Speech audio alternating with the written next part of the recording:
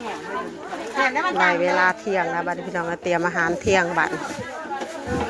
สาวทองสายกินกับสาวใบเพิ่นจำมังฮงเนาะพี่น้องมื้อนี้กับทักทายสบายดีและสวัสดีเด้อรักปลาดุงบางผู้ทุกคนมาพบมาพอกันอยู่ทางงานบุญเจ๊โอเคคือเก่าพี่น้องเลย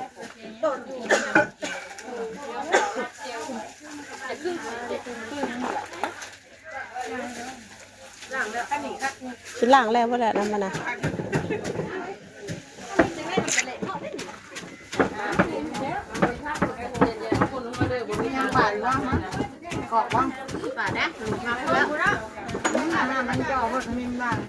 สมตำไอ้ยังกา3 เมครัวได้เฮ้ย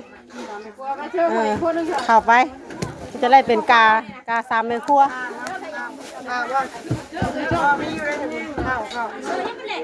โอ้ยให้ที่บ้านจะได้เละกาว่าเพิ่งให้เห็นคุยไปโฮมกันไปเลยฮะ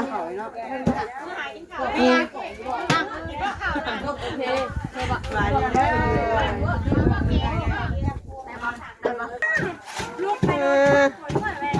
ตำมะฮุ่งบันเลยเสียงโคกับสากขึ้นมาได้หอมทั่วทิพย์แค่จะโตยังไงโดดไปไอ้จะโตไปไปทุ่มไปรอบเที่ยงรอบเสาผ่านมาแล้วรอบเที่ยงบันมียังรอบแรกอีกอยู่นี่แล้ว2 มื้อมื้อนี้นะเนาะเขาอยู่นี่2-3นะเพิ่นรักป่วยเก็บป่วยปัดปากมือสุดท้ายนี่พี่น้องปัดปวงปัดปางเท่านั้นได้หน่อยนี่เป็นมือตั้งมาอื่นให้คนหลายแล้วเต้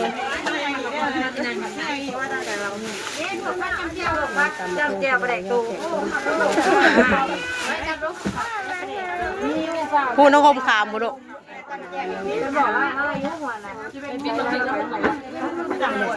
ใครตำมาพูดในเต้อะไร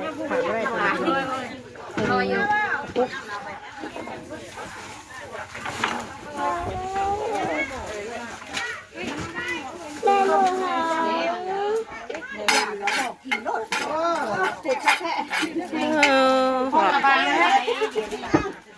ข้องง่ายกับบางต้นเห็ดบาดเดียวมาแตกได้เลยแต่ว่าวันนี้มีโคกได้ตัวหอมมาว่ามาทางไหนได้เสียเนาะมาเรื่องแก้วระวังไม่บินทั้งวันเรียบร้อยแล้วนี่เป็นทอดไปได้ทอดได้หมดนะยังมีปืนได้เอาก่อนมาขายก่อนนะกูเป็นนะใครปืนนี่แค่นี้แล้วจะมีปืนสิไปหาซื้อกับบุมี่แถวบ้านกับบุมี่แบบตลาดกับบุมี่เราไอ้ไปดูขาดตลาดได้เลยอันมิดน้อยนั่นบ่เอาอยากได้มิดใหญ่มิดใหญ่นะขาดตลาดมีแต่มิดน้อย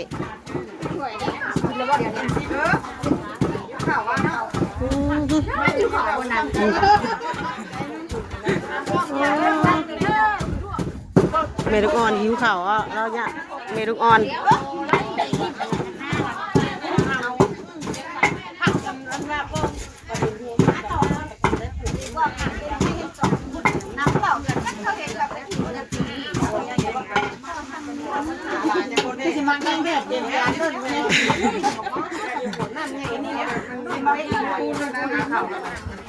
ข่าวอยู่พี่น่ะเอาสักกระสอบเฮ้ยเอาลองดูอยู่ละเอาพวกไข่ไข่ก็เอาใส่เวียนทั้งนี้เลยดิสิเวียนทั้งไรเอาเอาอีกกระสอบนึงเอาที่บ้านนางโม่เนี่ยที่นี่ร่องหอยพ่อจ๋า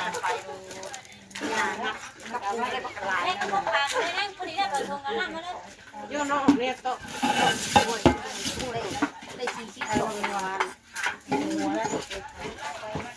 เอ้ามันสวนใหม่เนี่ยมันงัดไปเลยมันไม่ว่าไปเลยคือคนงานคนงัดขามันไปดุ้งของคูอยู่อ่อนดีได้อ๋อขาดตลาด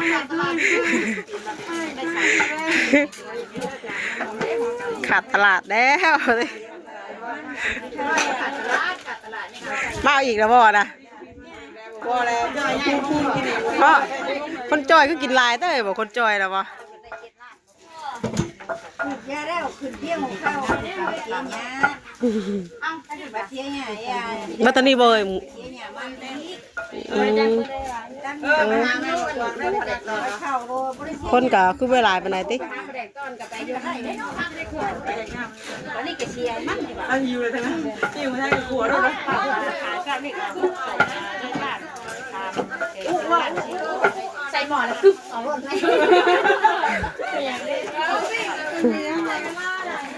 ใส่ผักบัวเลยนี่ทำนิ้วลงให้พกโถเลยล่างเลยลายแล้วลายแล้วตัดตัวมันเสียก่อนขึ้นหน้าน้ำเอาตัดตัด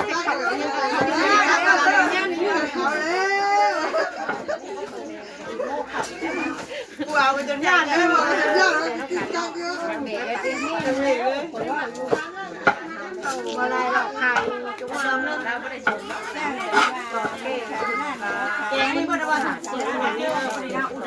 ไปเบิ่งทางนี้เนาะพี่น้องดอกอันนี้ดอกผักกาดดอกแต่ดอกยังพันมี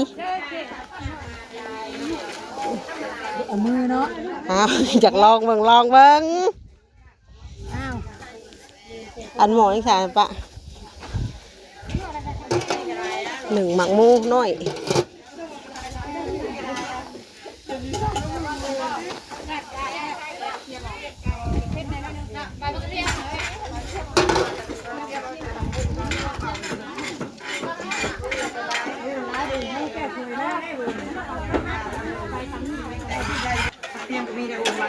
มันหัก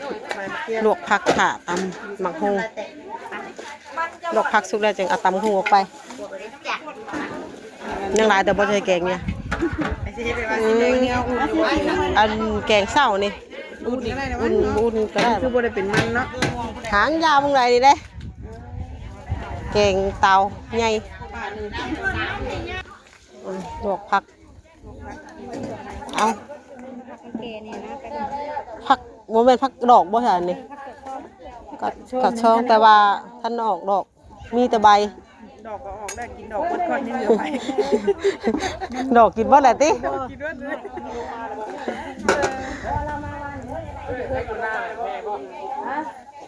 คุณแม่ว่าอยู่บน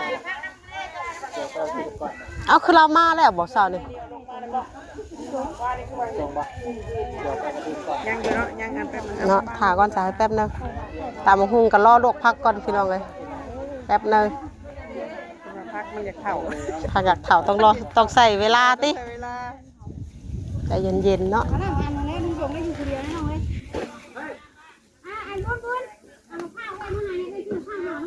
ผักเตรียมผักเข่าแบบนี้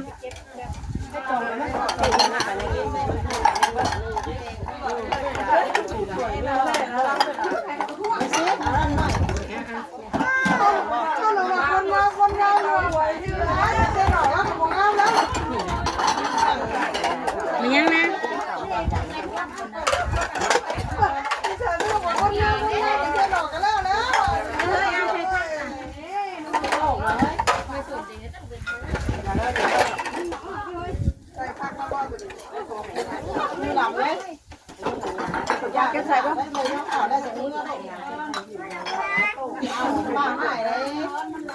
จังหน่อยจังมือชงจังหน่อยมือต้อนพวงเรียกว่าแต่มือ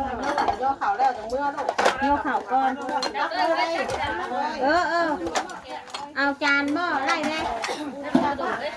เอาชิปจานนี้เป็นไข่นะตั้งด้วยนะอร่อยเลย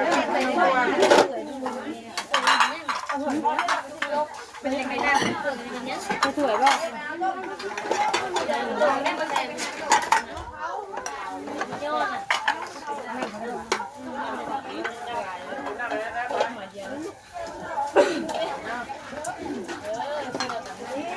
จองน้ำกาพอดีแบบว่าตักขึ้นมาได้ถ้วยหนึ่งรสนั้นนะ เป็นน้ำคนตักได้แล้วเถื่อนกันสามเถื่อนก็ยังบ่ได้เลยจมง่ายก็ย่อยขึ้นย่อยลงเย็นบาลายโคตรเย็นบาหน่อยโคตรสินะจบเลยกับจบนะเดี๋ยวมันกับประหยัดคนและเขา เรืออีกที่ปากนะ อันนั้นไปจะเป็นว่า ใส่บ้านได้ไหมยังไงใส่ยางละอันได้ 1 พักแม่ยังกันบ่ไปย่างก่อนบ่เรือที่ว่า1 พักแล้วก็แก้ววางเป็นผ้าไปเด้อ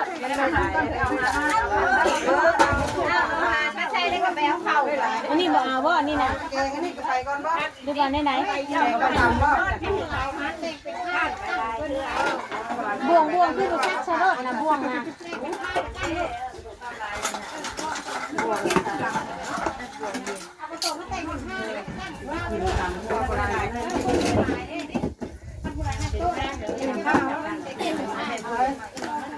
เอาใช่นะแม่จานเจลนะเป็น1 พักแน่บ่อยู่เอาไปผัวพักกับเจลก็เอาไปด้วยได้นี่ได้ตามรังกันด้วยได้ใช่น่ะเจลเลยค่ะพ่ออยู่ในกระโตกมันนะพ่ออยู่ในกระโตกมันนะปะถวยของร้ายตัวนี้ก็เห็นมีปลาแหลกกันนะปลาแหลกก่อนยังไงข้าวไหใช้น้ำกันนะเนี่ยเจ้ามันเอามากก่อน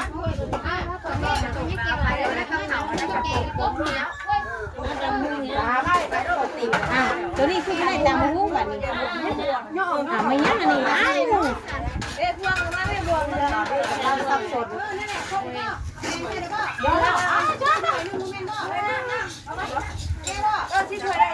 เจ๊พวงกันไม่ใช่เนี่ยเกี่ยวไม่ใช่เนี่ยเกี่ยว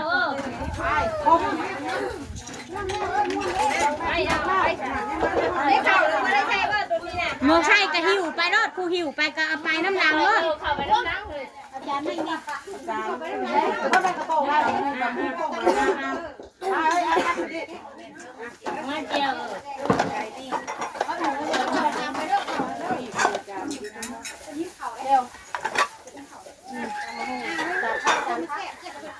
การพักเด้อเอาพักอยู่แล้วใครเลยนี่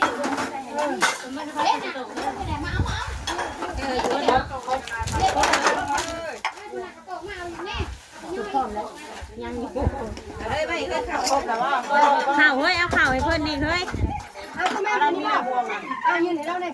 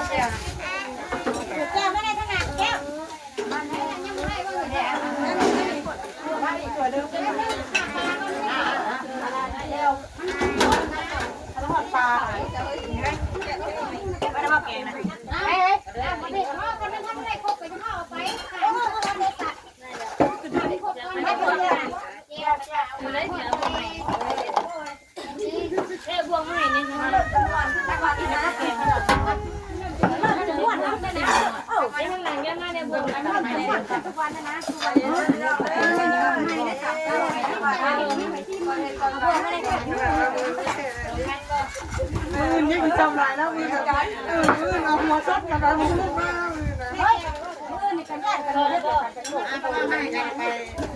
อย่าบอกฉันกู ไปพุ่นบ่คนยังเฮ็ดอยู่นี่ยังทอดอยู่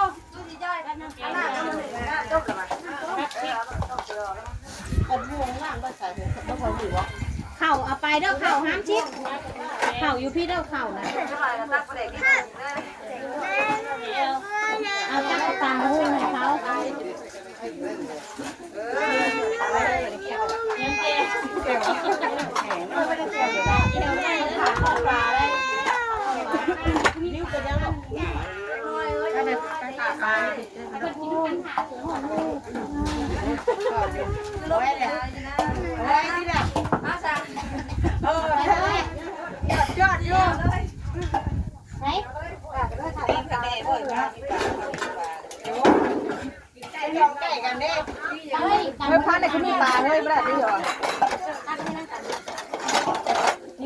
เขานี่ให้เขาไปรถถูก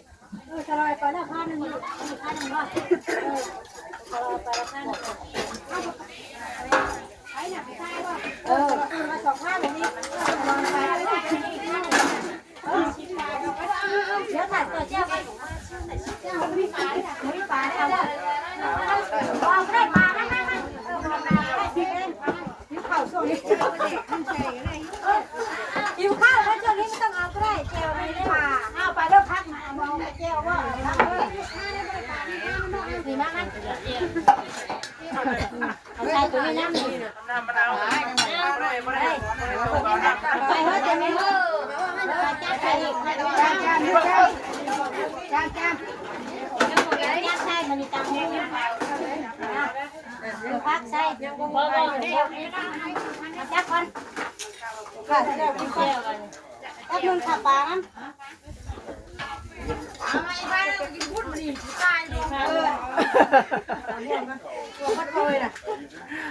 เกือบไปแล้วหาม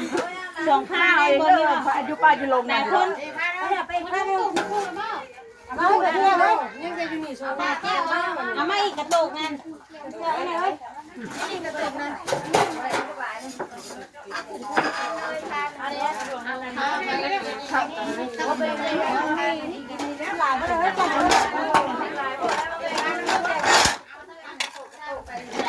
ก็ตำหูแล้ว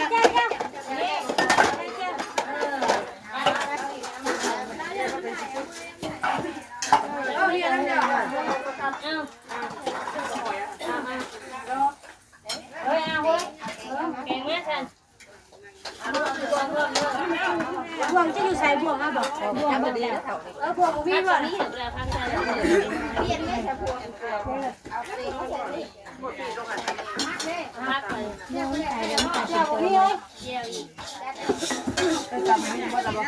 ไปแต่ละบ้านไปนี่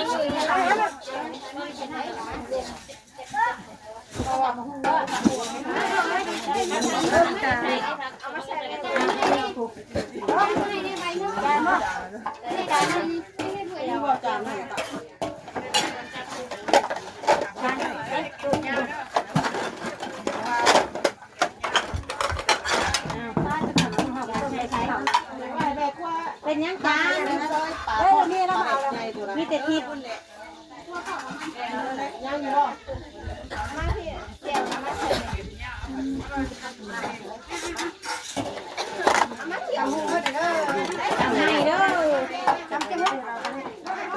ตามบีบเด้อค่ะมันเบิดกับมาหุ้งนั่นแล้วทำไม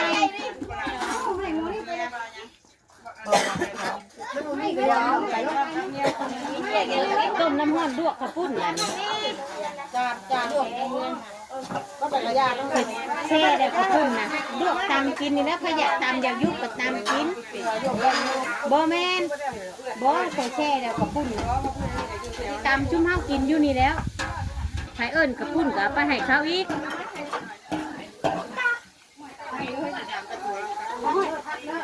เล่นไม่กันเลยพอชีเดือมาแล้วขอจำบ่บดดอกเลยขอเดือมาเป็นหินคนนี้ได้เขาลวกกับผู้ซ่อนไปกินเนื้อหนึ่งมื้อไม่แล้วแล้วเราให้เต็มตีนเต็มมือถ่ายแล้วกินเดือเอานี่เราจะไปเฮ็ดไม่อีกเดี๋ยวยัดวันละมื้อแน่เทียบเริ่มพักเทียบกันเดือกินของเดืออันแม่ขั้วแต่กินของเดือแม่ขั้วแต่กินของเดือเพราะ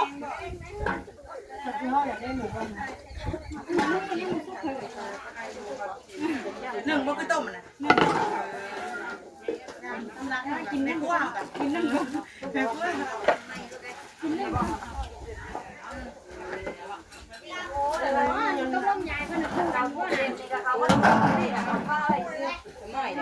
ครูแล้วสมอยอยู่บ่มาเอาคือว่าครูรักแต่บ่มาเอานี่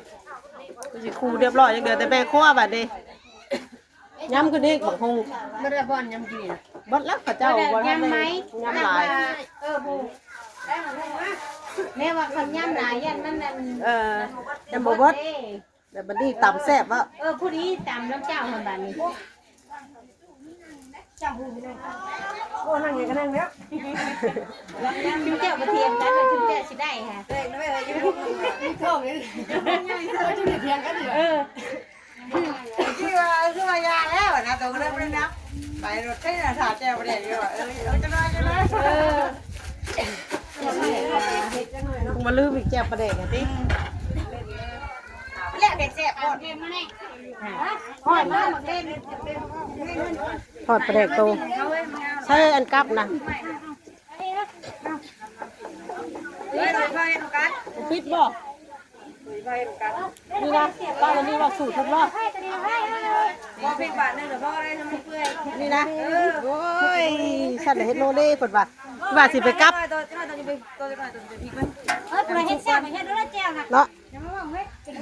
ว่าสิไปกับประเดกบ่ต้องเฮ็ดเดี๋ยวสิพิษสูตรประเดกโต บอกกันเอาพริกเดือดมันใช่เลยดิ ต้องทอดก็แบบเดียวแล้วก็ไปเลย พี่กินบ่ได้แว่นเอาออกเลย เอาทำเลย สูตรของแม่น้องนิ้ว มันฟ้าหมากแล้ว มามากันหลายขนาดนี้ แหลกเห็ดแสบลาย กูเอาแค่เตา เฮ็ดแซ่บหลายติดใจวะ แสบลายเพราะ มันพ้นออกไปมันใส่ผ้าได้แล้วมันกับนั่นแบบจับมันมันเลย พอมีพักกับน้ำเลย บ่เวิดหรอก เดี๋ยวไปเลยนะพักเลือกพักอีกเด้อ มานะพักยังหลายอยู่น่ะบ่เวิดหรอกพักอ่ะเดี๋ยวผ่านไปเรียบร้อยแล้วพี่น้องเนาะเขาย่อเขาตอนเที่ยงบ้านนี้พี่น้องเอ้ยเดี๋ยวพี่น้องคลิปนี้ก็สิไปแล้วเนาะพี่น้องเนาะเดี๋ยวพบกันในคลิปต่อไปเด้อเนาะขอบใจสำหรับที่เขามาให้กำลังใจแม่น้องวิเนาะพี่น้องเนาะคลิปนี้ก็ไปแล้วขอกล่าวมาสวัสดีทุกคน